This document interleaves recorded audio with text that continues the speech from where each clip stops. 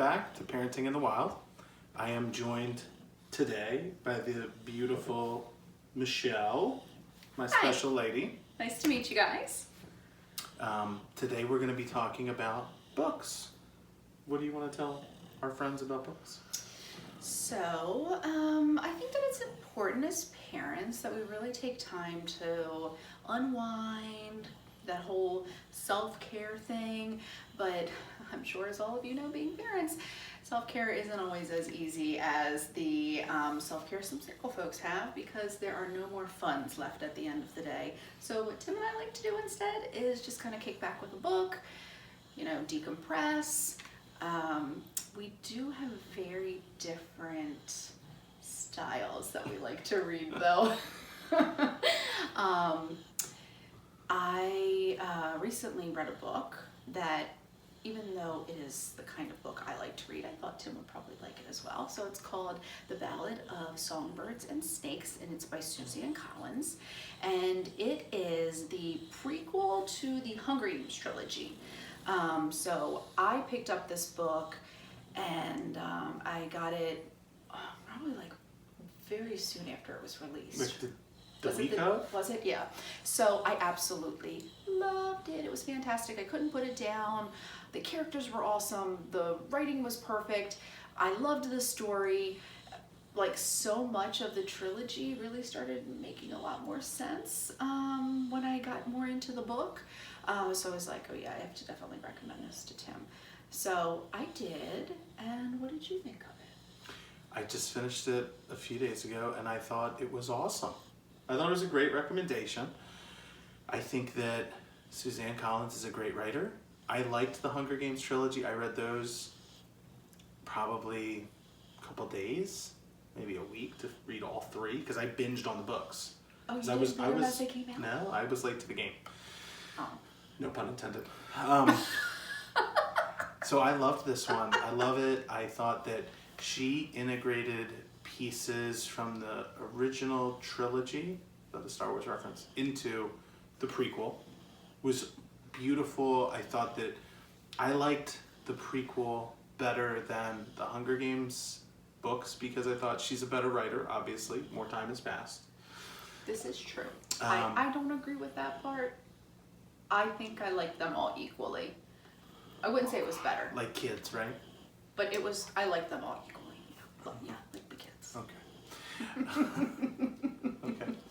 I thought this was better. I thought that she had plot pieces that didn't pay off for hundreds of pages. I really didn't like the fact that President Snow, his first name is Coriolanus. That was kind of weird to me. But it bothered me so much. I just called him Cornelius the entire time I read it. I told you that, didn't I? I was like, you were like, how do you pronounce this?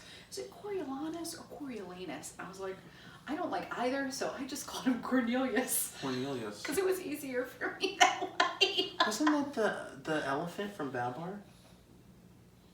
Cornelius? I thought Babar was the elephant. No, the old one was Cornelius, right? Cornelius, Possibly. Coriolanus. Possibly.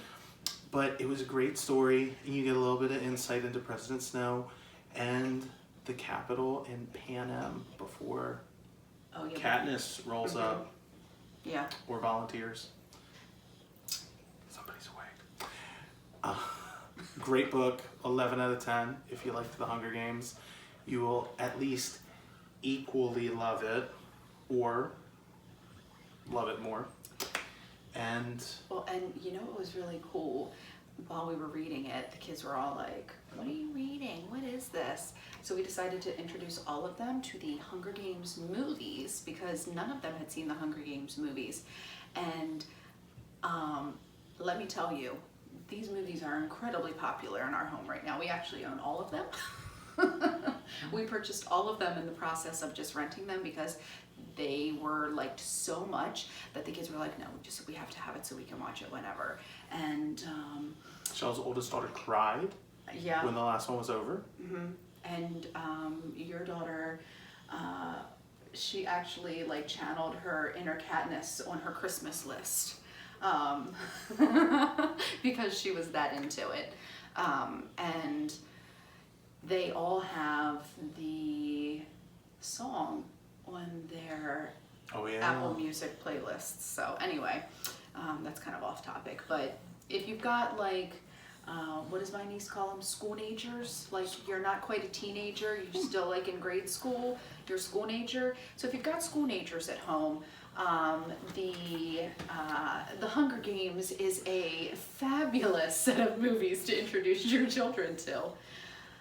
Can I jump in here, because our kids are 12, 10, 9, and 7, and when I was 10, I was watching RoboCop, Predator, Terminator 2. No, it was, I don't know if Terminator 2 was out, was it?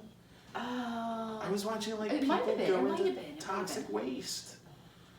Oh my gosh, when he turns into like the metal and they drop him in the, what is it, the nitrous they cover him with, and he turns to like hard metal, and then they like crack him and he turns into a million pieces. Yeah. The bad Terminator and Yeah, Terminator that was 2 the T2. cop. T2 was awesome. Such a good movie. I think we talked about that in the last video, though. We should talk about RoboCop in this one, or Predator. RoboCop. Yeah, I When think he like falls in the ooze. yeah, I think that our parents probably didn't quite understand the ratings on movies. No, they did.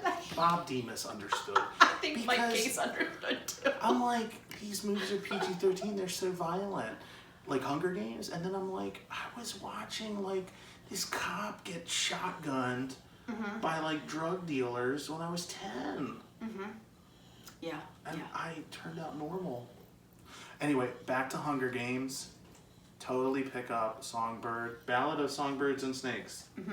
Lucy Gray, right? Lucy, Yes. yeah. Yep. She's the other. Great she's the characters. other main character in the book. Yeah, fabulous characters. Great